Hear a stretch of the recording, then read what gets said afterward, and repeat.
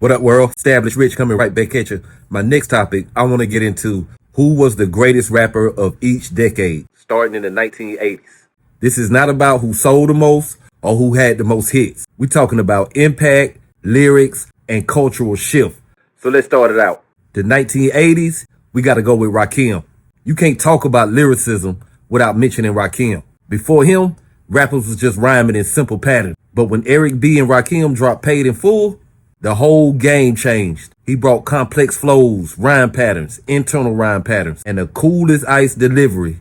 Every rapper that came after Rakim borrowed from Rakim. If you remember when Nas first came out, people were comparing him to Rakim. People were saying that he was the next Rakim because that's how great of an MC Rakim was. If you look at every MC after him, from JayZ to Biggie and definitely Nas, everybody incorporated his internal rhyme scheme. I don't want to leave out Kool G Rap or Big Daddy Kane because their rhyme schemes were borrowed a lot too. But Rakim is considered the godfather of that style, and he completely changed hip hop lyricism forever. The 1990s, I got to go with Tupac and Biggie. I can't pick just one. Tupac was hip hop soul. His music was revolutionary, vulnerable, and timeless. From Dear Mama to Hit 'Em Up, you feel every word.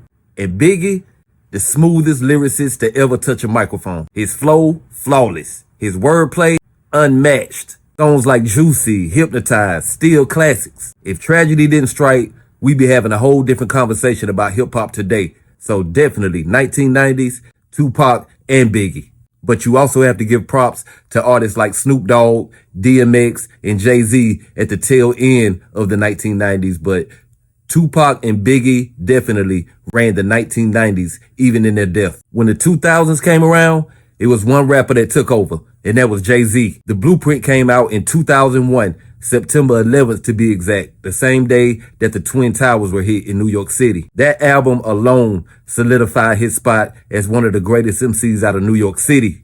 And from that point on, he kept his foot on the neck of hip hop. So JayZ definitely ran the 2000s. The 2010s, I gotta go with Kendrick Lamar. Good Kid, Mad City, a classic. To Pimp a Butterfly, a classic. Damn, a classic.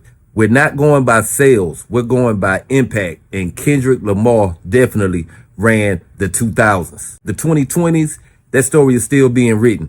Right now, it looks like Kendrick Lamar is in the lead. It's 2025.